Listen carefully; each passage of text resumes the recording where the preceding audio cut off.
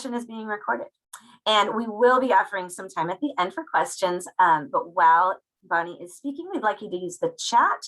Please feel free to chat there, to drop your questions in, and please keep your mics muted unless we're being interactive. If you have a question, you can use the hand raise emoji reaction that's found at the bottom of your screen on a computer or at the bottom in More on a phone. So the note page for this in your program is on page 29. And with that, I would like to welcome our amazing speaker. Bonnie Wiscombe is a homeschooling mom of, ready, 10 children. I don't know how you do it, girl. I got half as many as you, and I'm barely head above water. She is also a podcaster, a business owner, and a life coach for moms. Bonnie is passionate about supporting motherhood in all its stages, but specializes in encouraging and uplifting those with young children. Through her coaching tools, Bonnie helps parents find happiness even amidst the chaos of diapers, tantrums, and sleep deprivation. Welcome, Bonnie. We're so glad to have you here with us today. Thank you so much for having me. I'm excited. Awesome. So you are more than welcome to now share your screen. Okay. Go and ahead. if you need any help, please let us know. All right. Let me get set up here.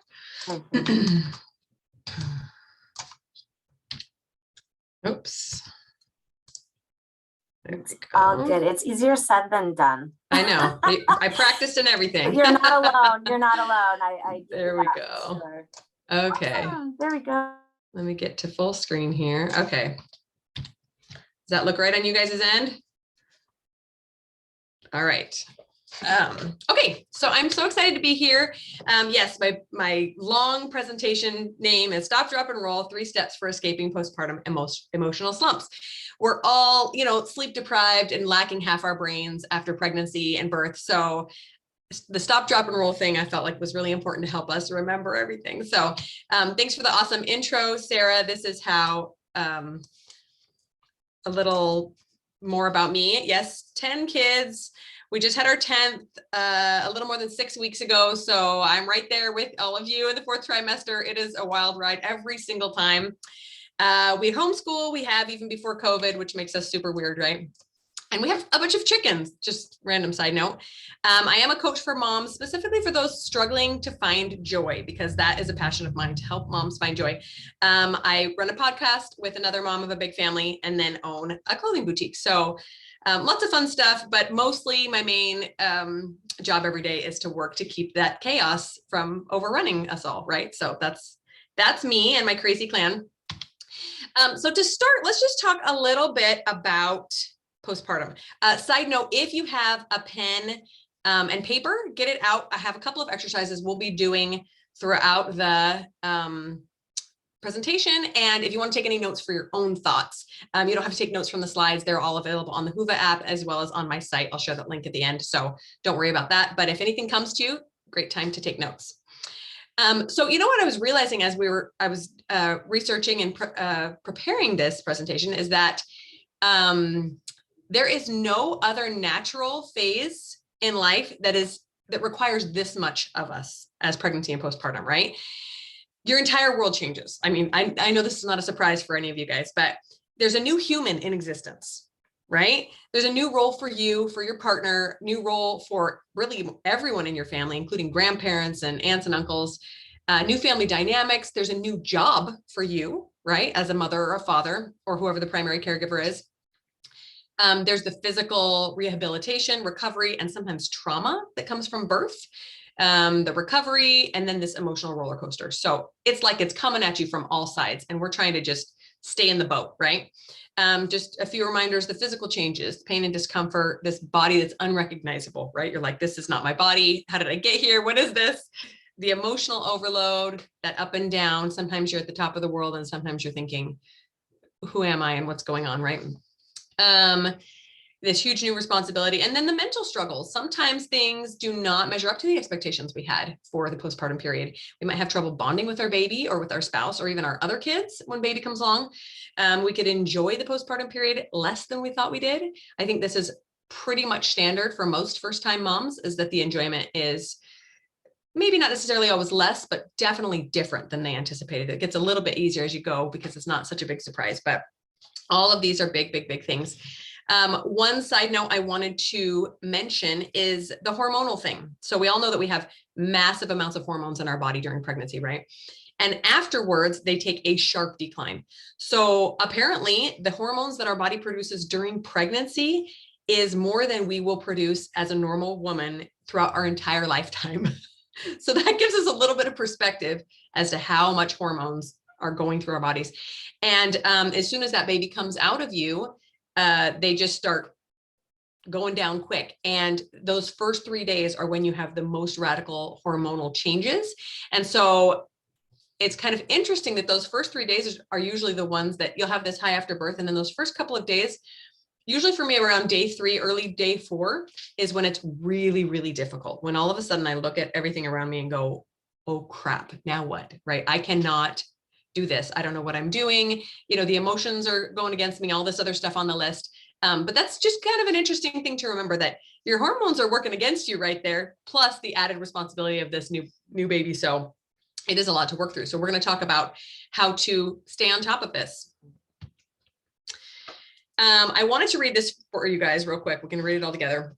This quote: "Too often we let the deluge of parenting responsibilities railroad us, but we have the power to choose how to show up." So what I mean by this is, unlike any other role in society, the role of parent is probably more all-consuming than anything else, right? It takes up our days and nights, our emotions, our minds, our bodies. It takes over everything. And that's one of the reasons we love it, right? We just pour ourselves into parenting these adorable little ones. But it means that the self-care we need to put in needs to be equally as heavy as this responsibility, right? So when we talk about motherhood and our kids, we often say things like, oh, my kids are my world, or motherhood is everything to me, which is a beautiful sentiment, but it shouldn't really literally be everything, because if it is, it means you're not taking care of yourself. And I love what Nicola was saying before this, because I think it feeds right into my content as well. And that is that our physical and emotional self-care are not selfish. Okay. In fact, I kind of don't like that we call them self-care, because anytime we say self, we think, oh, I really shouldn't be taking time for myself. Yeah, you should. You should be taking, we should all be taking care of ourselves first. It doesn't make us selfish human beings. It makes us better parents. So that's just a side note before we get into the meat here. The best thing we can do literally for our kids is to take care of ourselves. Okay, so let's get into the stop, drop, and roll. What do I mean by this? Okay, so the first thing that we do, especially if we are starting to experience some of these emotional slumps, as I call them, is to stop and assess ourselves. All right. So there's a reason we call it emotional roller coaster, right? Because it takes us so high and we're just so happy and we're crying out of joy and excitement with this new baby and she's so precious, etc. My baby's a girl, so if it's a boy, you know. And then we plummet on the other side and we wake up and realize we haven't showered for 3 days. And, you know, so it's very, very common to be feeling these highs and lows back and forth. But we can take back our control over not only our thoughts, but our emotions as well, if we stop and assess our situation. So these are the 3 ways that you assess what you're going through. Number 1, what am I feeling? And this is a great time to take notes. You don't have to do it right this second, but in the future, when you start feeling one of these emotional slumps coming on, you can start writing things down. What are the things that I am feeling? Some common feelings we might be feeling in the 4th trimester: contentment, happiness, joy, right? Excitement, love for this new baby or for our partner. Also, overwhelm, stress, anxiety, inadequacy, all these feelings that we may have never really struggled with, but they're bombarding us, right? Then we move on to our thoughts. So what are the thoughts that are causing some of these feelings? They may be beautiful thoughts like, I can't believe I'm a parent. This is so wonderful. My baby is perfect. I love my partner so much. Or, right? We get both. I'm not cut out for this. I can't do this. I don't know what I'm doing. I did not expect this to be so hard or so painful or so miserable, right? Let's be honest. And then we move on to the 3rd, which is, what is my physical state? And this is an important one to evaluate as a neutral third party. So what I mean is, if a stranger came in off the street and looked at you, how would they describe you? And no judgment, right? You just write down what you see and hear about yourself physically. A common physical state for a postpartum mom, some aches and pains, right? Maybe even acute pain, especially if you had a C-section. You might be uncomfortable. You're probably unshowered. You might be hungry, tired, in this unfamiliar body, any number of things, right? This is all things that we experience, but being aware of them, drawing our brain's attention to the feelings, the thoughts, and the physicality of our situation can help us stop that emotional roller coaster and start to head in a new direction. Okay, so this is how we describe our feelings and our thoughts. So this is really important, and I'll explain a little bit why. We want to use single words for our feelings, but when we describe our thoughts, we can use sentences or multiple words. So for example, and we're going to talk about how these are connected, right? How we can actually take back some control over our feelings. So I'm going to share a personal experience. A few weeks ago, my baby was probably 4 weeks old. I had a day where overwhelm felt like it was just looming. It was just like hanging over my head. I felt like any minute I was just going to fall off the precipice and start losing it emotionally, right? I was just starting to get back into some real life things. I was starting to do a little bit of laundry and make a few meals and try to get back into that cycle of life. And I could not even look at the tasks ahead of me without feeling like I was just going to cry and melt down. Like I couldn't even look in my laundry room because, after a couple of weeks of neglect, you can imagine what it looks like. And so I worked on it all day long because I thought, I don't want to fall into that. There are times when a good cry helps a lot, but that day I did not want to let go of my emotional control. And so I started paying attention to some of those thoughts. So the main feeling I was struggling with was overwhelm. And some of the thoughts that were bringing it into me were, this house is a mess. It's gross. The laundry should not look like this. I can't believe it looks like this. My kid's schedule is way off. They've been watching TV for hours. So you can imagine the cycle, right? I start looking around and realizing how much things are out of my control. And that was what was bringing that overwhelm into my psyche. And then I reminded myself that, wait, as I think these thoughts, it's actually exacerbating the problem of overwhelm. So for example, on the slide here, the laundry is piling up, or the work is piling up, or the cleaning, or whatever you want to focus on. The feeling that comes, overwhelmed, right? And then what happens? Those thoughts result in more overwhelm. So it's this downward spiral as you continue to think these thoughts. Sometimes we are tempted to think that by kind of berating ourselves mentally, it'll get us to start moving faster, right? You beat yourself up to get things done better. It never works, right? Never works. So those feelings of, oh, why is everything so messy? Makes us feel overwhelmed. And then we think it again because we are overwhelmed, and then it brings more overwhelm, etc. Second example, we might be feeling some disappointment. And the thought that might be causing that is, I thought I would love this, and I'm kind of miserable. I'm not loving it the way I expected to, right? Which results in more disappointment, right? Now we're disappointed in thinking that way, right? So it's just this negative thought loop that we got to figure out a way to break out of. And then this tip, just a reminder that those feelings we experience come from these thoughts, and we do have the power to manipulate those thoughts and feel better. Okay, so I think we all know this, but I felt like it was a very important reminder to tell us all that our physical state is directly correlated to our emotional state, right? So just stop for a second and think how you felt, not physically, but emotionally, the last time you watched like 4 hours of Netflix in a row, or the last time you ate like a pint of ice cream in one sitting, or the last time you just had a few hours of sleep. We might all be right there, and we know exactly what that feels like, right? Or the last time you were physically ill, you had a really bad flu or cold. Usually your emotions are not far behind, right? If it's something that you caused to bring upon yourself, like watching too much TV or something, you might be guilt tripping yourself, right? Saying, oh, why did I do that? I feel gross, and what a waste of time, and I blew my diet, or whatever you're thinking about the actions that you just took. But if it's something that we didn't ask for, like too little sleep, it still affects our psyche, right? So if we improve one, if we improve our physical state, our emotional state will automatically follow. And sometimes we don't know exactly what we need. I mean, if we had 3 hours of sleep, clearly that's priority number one, is trying to get some more sleep. But we might not know exactly what it is in the postpartum state because we have so many things coming at us at once. So just as a reminder, bathing our bodies, eating nutritious food, and moving our bodies are some basic bodily needs, physical needs that are very difficult to get in the 4th trimester. I've gone 3 days without taking a shower, like, oh shoot, I should probably get in there, right? When I had this baby, bless their hearts, I had family and friends bring me so much fun, yummy food, but a lot of it was junk.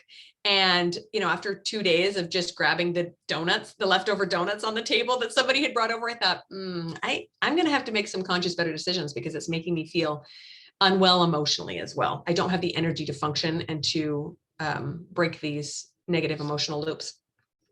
When these basic needs are neglected for any decent amount of time, right, more than a day or so, then our mind can suffer. I really feel like there is a short window, and it's different for every person, where we can neglect these basic needs and still feel okay emotionally. But most of us probably know what that window is. And the 4th trimester is definitely a time when we become acquainted with this, right? So for me, I can't go more than about 36 hours without a shower before I start to feel real gross about myself, not just physically, but mentally as well. Food usually takes a couple of days before I realize my gut has slowed down and I'm feeling unwell. I need to start putting some salad or a good smoothie or something in my body. So pay attention to that. Pay attention to those windows where you're going, how long has it been since I've had some time alone, or the X, Y, these basic needs, and then address them as quickly as you can. Okay, so we're moving on to the drop part of the presentation, and that is dropping the expectations we have of ourselves. Okay, now expectations are sneaky because sometimes we don't even know that they're there. We just have them kind of subconsciously, or maybe we've thought about them years before, but we haven't consciously thought about them in a while, but they're still there affecting our thoughts. So here is part of the writing exercise. So if you have a pen and paper, I would love for you to write down just a few thoughts. You can just do 1-word answers of what you expected from this time. And we'll go through some examples in a minute, but what did you expect of the 4th trimester, this postpartum period? And how did you think you'd be feeling about it? So if you want to jot down a couple of those, and if you can, jot them down on the left side of your paper, because we're going to do some comparison in a little bit. So this is where we dive into why we experience those negative emotions, because they don't just come out of nowhere. If this isn't your first child, then you were probably not too surprised by the things that you went through, although every birth and postpartum period is different. But if it's your first child, you can be really shocked by how this period does not measure up to what you were expecting, right? So a few weeks ago, I saw a funny article about things that parents to be had said and then were like laughed at themselves later on. And one of the women shared that she had told her partner when she was expecting and preparing for maternity leave that they should get a puppy.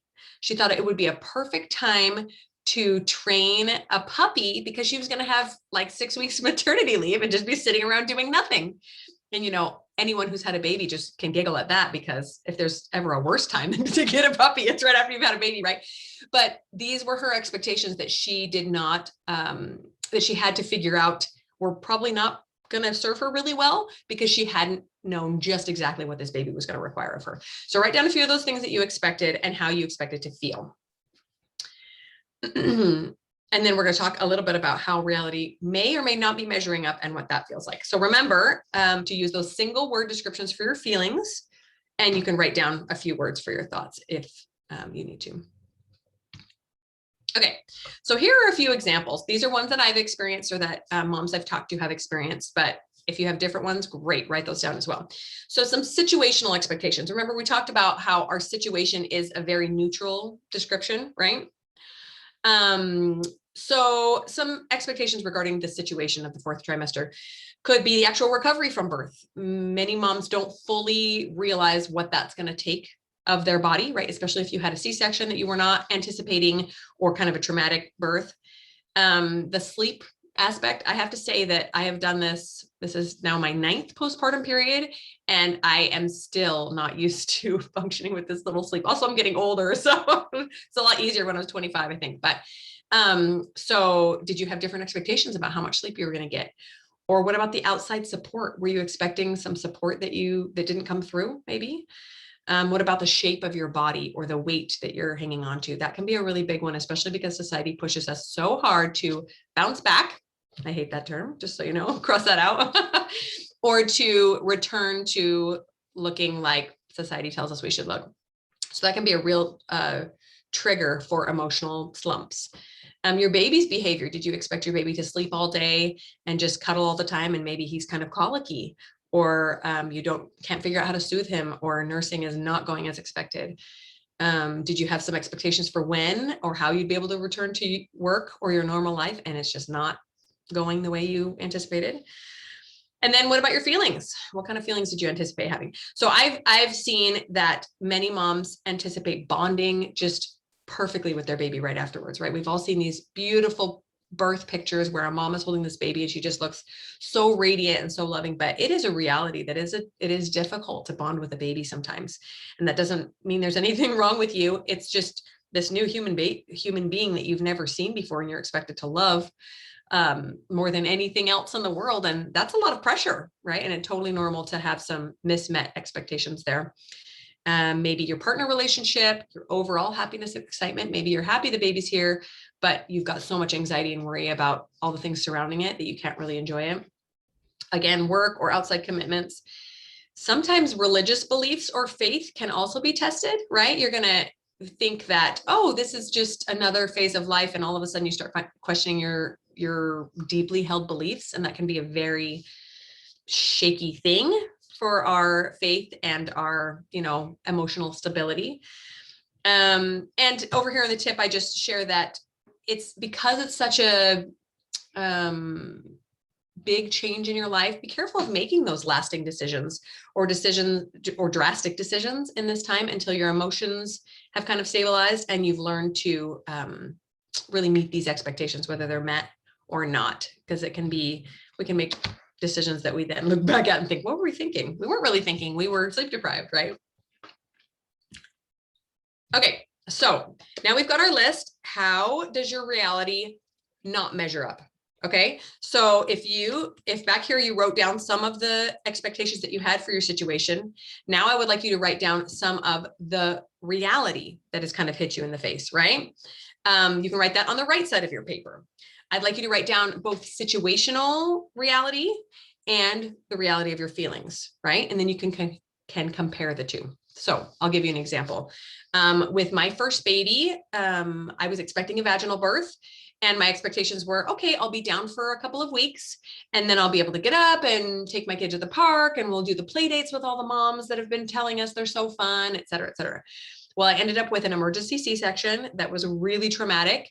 And I am not great at self-care when I'm slower than usual. And that was a really difficult period, both physically and emotionally. I remember trying to lift my son's car seat into the car to get to our postpartum pediatric appointment. And my incision was burning and I didn't have anyone help me because I didn't think I was going to need it.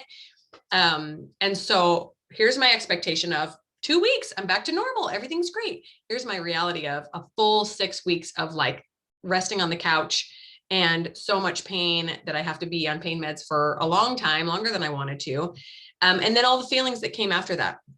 So a few examples: frustration or sadness that you didn't get this reality that you had in your mind, this perfect cloud of beauty, postpartum beauty. You can be upset at the situation, maybe yourself, maybe your spouse, maybe the neighbor. It comes out of nowhere sometimes, that anger, right? Looking for someone to blame for these emotions that are coming up. You can feel bitterness. Exhaustion is a big one, not just physical, but emotional, too much coming at you. And then resignation, but like not in a good way, right? So write a few of these things down. I'd love if you wanted to share any of your unmet expectations in the chat for others to read. I think it's helpful to see that we're not alone when we have specific expectations that turn into a different reality, and that is just part of this period, is coming to terms with those. And then finally, once we've compared our expectations and the reality, both the situation and the feelings, then we can also pay attention to the feelings that come from those unmet expectations, right? So for example, let's try the feeling line. I expected to feel gratitude and love towards my partner. In reality, I feel kind of bitter that he's sleeping so soundly and I'm up nursing a baby. And then there's underlying feelings under that. Now I feel guilty for feeling resentment at my spouse. He's tired too, right? So there's these different layers of the unmet expectations and then the feelings that come from that. So some common feelings from those unmet expectations are guilt, shame, again, frustration, anger, lots and lots of stuff.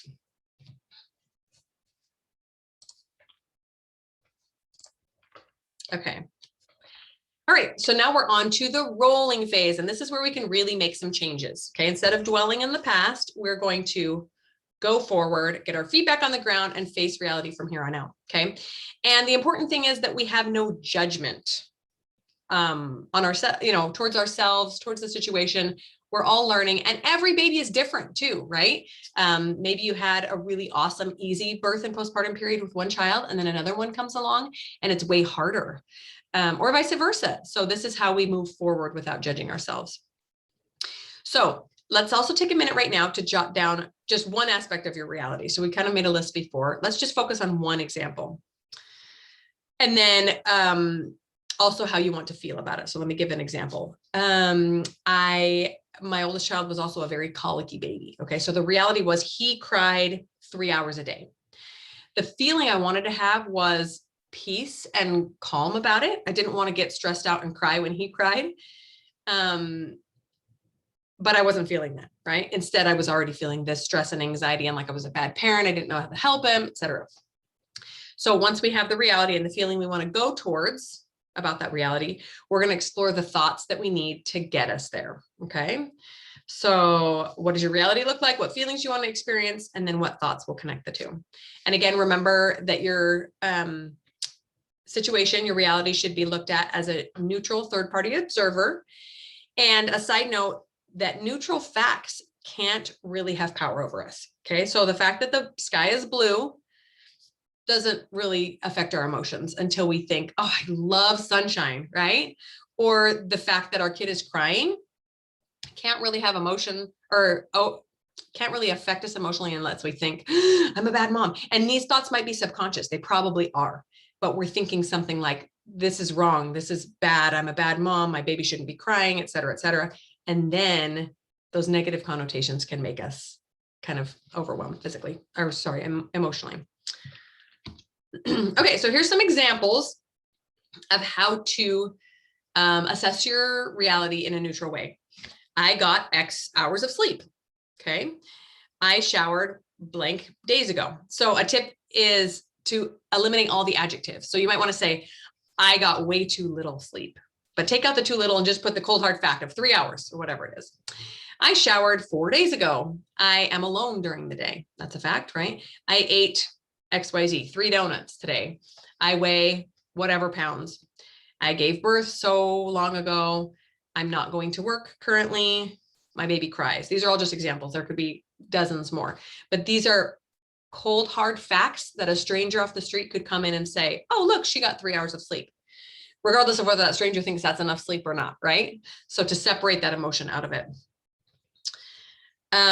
Once you've written that reality down, then we're going to move towards getting the feelings that we want. So what are those feelings that you want to experience? These are a couple that I have worked towards in all aspects of motherhood, but not just the postpartum period. Joy and happiness. Isn't that kind of what we all expected to feel, right? And we feel so much of it, hopefully, as parents, especially this new exciting time with this precious baby. Contentment and satisfaction. Contentment is one that I've worked on pretty much nonstop over my past 10 years of really working to control my emotions, because it's a very peaceful emotion, right? I want to feel contented and happy with where I am and with how my family is surviving and how we all love each other and how things are going for us. I want to feel gratitude, right? Maybe gratitude is one that you really want, especially because you have this beautiful baby. Yay! All the hard things aside, you have a beautiful baby in your life. Patience is a good one. Patience for the crying, patience for your body, patience for your own emotional well-being that might take a little while to improve, patience for your partner or the outside help that wants to help, but maybe is kind of bumbling through it. Everything around you that maybe isn't quite as you want it to be. You can have patience for that. And then calm and peace, right? Anybody with a crying baby could say that that's something they really want in their life, right? And then love towards your baby, love towards your family, love towards those around you.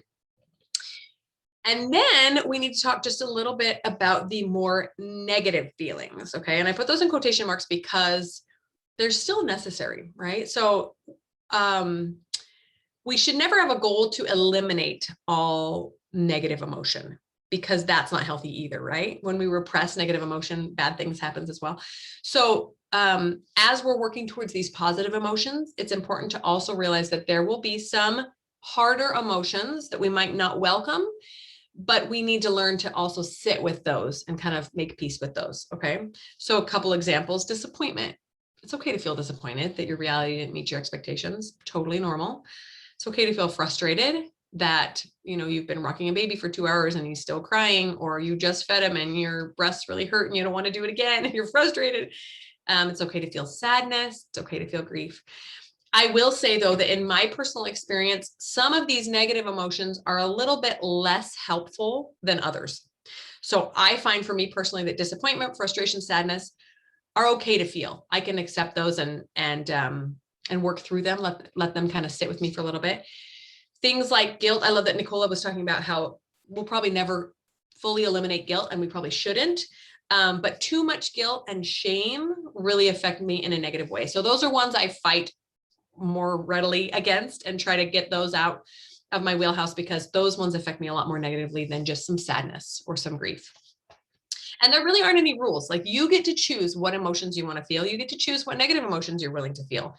But that's the main goal, is working towards the positive ones and learning to accept the negative ones that we have to have. I mean, it would be a really weird life experience in general if all we felt was happiness all the time. It'd be a little bit bizarre, right? We're supposed to feel sad when bad things happen. We're supposed to feel disappointed. The trick is just to learn to sit with them and let them move through us and then move on instead of resisting them. Okay.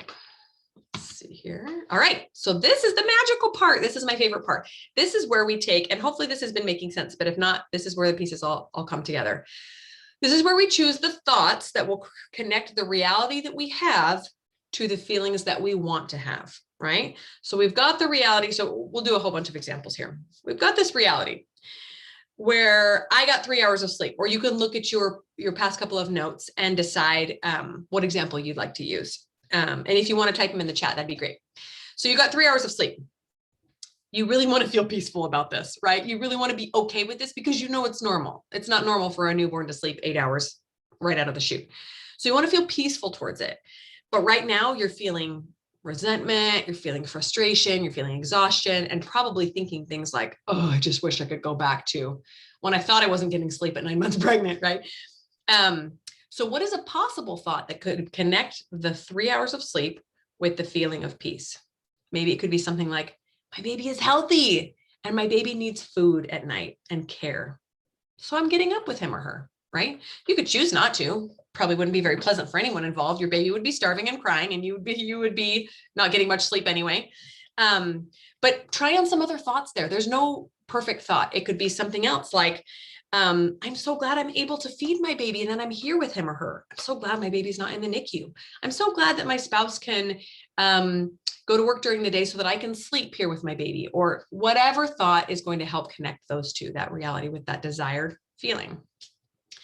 What about the reality of being in pain? This is a tricky one because it is physical, and it's really hard to see past it when you're not, or to move through those emotions when you're not feeling well. And maybe you just want to feel patient towards your body, right? Your body's been through so much. It's been through 9 months of pregnancy and then a birth, maybe a surgery. It's normal that it's experiencing pain. So a natural feeling might be something like anger, right? Resignation, that I'm never going to feel better. And those thoughts come from something like, I should be through this already. I should be feeling better. when a more helpful thought might be, my body is amazing and recovering from a vaginal birth or from a major surgery. Or maybe you're an adoptive parent and you're just recovering from not having enough sleep, or all the emotional roller coaster of adopting a new baby into your family, right? So try on some different thoughts there. How would you get to patience from being in pain? A third example, loneliness. That is a really tricky one as well, because it feels like even when there are people around you in the fourth trimester, you can feel very, very alone. Okay, so the neutral reality is that I am alone. Let's say I'm alone with my baby, or maybe my baby and a couple of older kids. I want to feel loved and like people are watching out for me, but I'm just alone during the day with my thoughts and my emotions. It's very easy to sink into that. Nobody cares about me. Nobody's reached out today. I'm all alone in this. I feel awful. Only going to continue that cycle of loneliness, right? When you could change that cycle by putting a more positive thought, like my family and friends are here for me. Whenever I reach out, they'll be here for me, right? That kind of puts the ball back in our court. Instead of being concerned with other people that we can't control, we could say, I could really use some help today. I'm going to reach out and see who I can get to come help me. I really need to feel another human being's presence, or I just need to talk to someone on the phone. But as you move towards those more positive, empowering thoughts, you take back control over the emotions that tend to downward spiral you into more negativity. Okay, so write down your own example, write down the feeling you'd like to get to, and then any thoughts that, that can get you there. Okay, here are a few more helpful thoughts. I just created a whole big list because I thought that would be useful for you if you get stuck on an emotion that you can't seem to change. Probably my favorite one is the top one. I'm feeling exactly the way I should right now. I don't think anyone would argue that a postpartum mom should be happy all the time. That would be a little bit weird, actually, but you should be feeling exactly the way you're feeling. And that, again, brings the control back to you and makes you realize I'm normal. There's nothing wrong with me. I should be in a little bit of pain. I should be a little bit tired. I should be feeling frustrated. I love the comment in the past presentation where the mom asked, when is it normal to get back to taking care of myself, right? You should be feeling that, totally normal. I am the perfect parent for my baby. I love this one, especially if your baby has had challenges that you have made you feel like unworthy as a parent, or like you can't handle it all. I am the perfect parent for my baby, and my baby's going to learn things from me, and I'm going to learn things from this sweet baby. I'm going to learn patience and how to be a really good breastfeeding mom, or a really good bottle feeding mom, or really good at rocking a baby to sleep who's cranky. This stage won't last forever. So, side note, one of my pet peeves, especially when all my kids were little and I'd be wrangling them through the grocery store and somebody's screaming for candy and gum, and it's when a sweet old woman would come to me and say, "Oh, sweetheart, aren't they precious? Don't forget, enjoy every minute. They grow up too fast." And I remember thinking, okay, you take them through the grocery store then. I know they grow up too fast, but right now I'm really stressed out. So I like to think of this thought as both the good and the bad. So reminding myself that the bad will not last forever, but the good won't either. So it kind of helps me have this good balance between, oh, I'm so frustrated with this stage. Well, it'll be over soon, especially with new babies, right? They change so quickly, but that means the good won't last either. Like right now, I'm loving my daughter. She's almost 7 weeks. She started smiling. She started sleeping longer stretches, but she's still small and cuddly as a newborn. So I'm trying to enjoy all of the good, regardless of the bad, because I know it will all change in just a few more weeks. This is awesome. You're getting some great feedback in the chat, just FYI. Oh, great. Well, a mentor of mine, if I can interject really yes, quickly, please do. used to say, there's something to love in every stage. Yes. Because there's always going to be things that we don't like, right? But there is Yes. something to love, even if it's just one little tiny thing. Yes, I love that. I love that. Right? And that's a great challenge, is like you're feeling like this is a stage full of negativity or things that are very, very hard. Challenge yourself to find one good thing today, right? Start a gratitude journal, or just write it on your mirror in marker. My baby smiled today, yay! Or my baby slept an extra 30 minutes, right? There's always something good to find. I love that. Thank you. We've got about 10 minutes left, just so you're aware. Okay, perfect. And then another thought, I can be tired or in pain or undressed or living in a mess. I can still feel joy. Sometimes we like to tell ourselves, no, I can't be happy until this is cleaned up, or I can't sit down and relax until this happens. That's totally okay. And then it's also normal and okay to feel those negative emotions, to be angry, to cry. Having a good cry just really helps sometimes, as long as it's not, affecting your normal functionality. Okay. And then just a few final thoughts. I hope that every postpartum parent out there knows that they can do this. You can. And there are people out there that can help you. I'm so grateful for this organization. I think it's magic. So wonderful that all these moms and professionals are coming together to help this very pivotal part in all of our lives. I think there's definitely been a lack of this in the medical community. You go to the doctor nonstop for 9 months, and then you have a baby and you just sit there by yourself trying to figure this out. So I'm so grateful for all these resources. And this is just a reminder that the emotional slumps happen, baby blues are normal, and this is how we work to get out of them. But postpartum depression is real. And so if any of these symptoms look familiar to you or a loved one, reach out for help. It's really scary, and you don't have to suffer needlessly. So yeah, that's basically my presentation here. I am happy to chat with anyone who wants to chat here in the chat, or you're welcome to email me. I love to email moms, just so that we can talk to somebody who knows what another person is going through. And I also have all the notes on my website there. I also have a 5-part email series about finding time for yourself. So if you're curious about that, you can just hop over to my blog and subscribe to the pop-up that pops up there, and then you'll get those emails in your inbox. I'm gonna do it. Yeah, do it. It's really fun. All right. Well, why don't we open up the floor? We have a few minutes where we can chat some questions before we head over to our last part of the conference today, which is our closing. So we just have just a few minutes. So does anybody have any OMG twins? What about twins? So, where can we find the podcast that you mentioned? My podcast is called Outnumbered, the podcast, and we're just on all podcast platforms.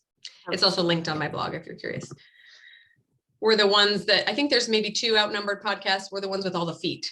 A picture of all the kids' feet. With all the feet. That's cute. So you can recognize it. Just kidding. The email series. Oh, email series. Email series is at bonnieandblythe.com. So these, so the presentation notes right there are on my blog. And if you just go to the blog, you'll get an email pop up. And if you subscribe to that, you can get it's a video series. I'm just putting it in the chat for you guys. Blythe.com. Okay. That's all right, cool. Awesome. Well, Bonnie, I think there are some questions, and I'm going to try to get to them quickly in Whova if I can. If I cannot navigate that fast, if you could hop over there at some point today and check out what people are asking you there. Yes, I'll hop right over and answer some questions. Sounds good. Because the Whova, you guys have been awesome, and you are chatting up a storm in Whova, and now I can't find anything because I got to do this long scroll. So I'm like, where did the Q&A go? I'm sure there's a way to get to it quickly, but I am not aware of that way. So yeah, it's going to take me a hot second there. So thank you so much, Bonnie. This was so needed. I know for myself and several of us in the chat were just like, wow, yes, we needed to be here. So thank you. I'm excited to check out what you have to offer on your podcast and your email. And thank you for just being there for us and allowing us to feel our feelings. Yeah, thanks so much for having me. Yes, I'm excited to chat with you guys. Thanks for coming. Absolutely. Check her out in Whova. You can send her a message, or you can check out the session Q&A and add your own questions or look at the questions and answers that are already there. And yes, Bonnie is local. Yes, I think you're in Mesa, right? Yep, yeah, I'm in Mesa. Mm-hmm. Yeah. All right. Well, I cannot believe that it's come to this, but that is it. That concludes the final session of our day. So we want you to all head over to room 3 now, 450. We are going to be sharing a few moments of gratitude and our 4th trimester ceremony, this year virtual style, with founder and CEO Jenny Beaver. So I'll see you over there.